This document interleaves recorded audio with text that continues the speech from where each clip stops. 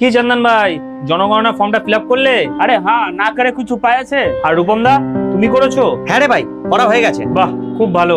আচ্ছা আকাশ, তোকে কি জিজ্ঞেস করলো? কি আর জিজ্ঞাসা করবে, ওই আমার ঘরে কি কি আছে, কটা ঘর আছে, এগুলোই জিজ্ঞাসা করেছে। তুই সব সত্যি কথা বলে দিয়েছিস? হ্যাঁ, যা যা জিজ্ঞাসা করেছে সব তো সত্যি কথাই বলবো। আর চন্দন ভাই, তুমিও সব সত্যি কথা বলেছো? हाँ আমাকে जो बोले सब सच्चे बोलेंगे ना। হ্যাঁ রূপম দা, তোমাকে যা জিজ্ঞাসা করেছে তুমি সত্যি কথা বলোনি? না, আমি কেন সব সত্যি কথা বলতে যাবো? সব সত্যি কথা বললে সরকার থেকে যে সুযোগ সুবিধাটা পাই ওটা পাবো? তা তুমি কি বলেছো? আমাকে জিজ্ঞেস করেছে আমার কটা ঘর আছে। আমি পাবো বলেছে আমার কোনো ঘরটা নেই, আমি আটচালা ঘরে থাকি। রূপন দা তুমি তো মিথ্যা কথা কেন বলে? তোমার তো দুতলা বাড়ি, তুমি বলে বাড়ি নেই। বাড়ি নেই কোথায় বললাম? বললাম আমার একটা আটচালা ঘর আছে। দেখি সরকার যদি এবার আমার ঘরটা ফ্রিতে দেয়। তোমাদের মতন লোকজন আছে বলে না, যেসব নিরীহ মানুষগুলো সরকারের সুযোগ সুবিধা পাওয়া দরকার, তারা আজকে এইসব সরকারের সুযোগ সুবিধা থেকে পুরো বঞ্চিত হয়ে যাচ্ছে। এটা ঠিক বলেছিস আকাশ। তোমার তো লোভ কিসের? দুতলা বাড়ি থাকতে সরকারের কাছ থেকে ফ্রি ঘর নিতে লজ্জা করে না? তা সরকার আমাকে ফ্রিতে দিলে আমি নেবো না? সরকার ফ্রি দিলেই নিতে হবে? তোমার একটা লজ্জা বলে কিছু নেই?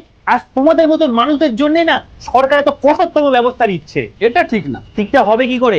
এইসব মানুষদের জন্য, যাদের সত্যি প্রকৃত ঘরের দরকার, যাদের মাথায় ছাত্রটুকু নেই, যারা কুড়ে ঘরে থাকে, তাদের এদের জন্য ঘর জুটছে না মাথায়, আর এরা এইসব টাকা পয়সা নিয়ে ভোগ করছে। একদম ঠিক বলেছিস। আজ 15টা বছর ধরে যেমন আগের শাসক দল এই সব মানুষদেরকে বারে বারে ঘর দিয়েছে এবং সেই সব পয়সা নিয়ে সব মানুষ উল্লাস করেছে, সেরকমই আবার তারা চিন্তা ভাবনা করছে যে আবার সেই নতুন সরকারের টাকা নিয়ে উল্লাস করবে। আরে আকাশ, তুই এত রেগে যাচ্ছিস কেন?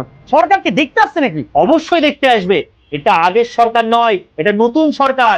এরা বাড়িতে এসে চেক করে যাবে যে তুমি বাড়ি পাওয়ার যোগ্য কি অযোগ্য। हाँ भाई सरकार अनेक कठोर हो गए, नया नया नियम किया है। সব থেকে বড় সমস্যাটা কোথায় জানো? আজ আমরা দেশকে আমরা নিজেরাই গরিব বানিয়ে রেখে দিয়েছি। আমরা যতই বড় হই না কেন, আমাদের যতই ধন সম্পত্তি বাড়ি থাকুক না কেন, তারপরেও আমরা সরকারকে আমরা দেখাই আমরা সব থেকে বড় গরিব। এর জন্য তো ভারত এখনো গরিব আছে। দেশটা বড়লোক হবে কি করে? রূপমদার মতন চিন্তাধারার মানুষ যদি আমাদের এই দেশে থাকে, তাহলে দেশটা কি করে বড়লোক হবে? না রে, আমি আমার ভুলটা বুঝতে পেরেছি। আমি আর কখনো এরকম করবো না। রূপমদা, আমাদেরকে বুঝতে হবে সরকারের চোখে নিজেদেরকে গরিব দেখানোর থেকে আমরা দেখাই না আমরা স্বাবলম্বী।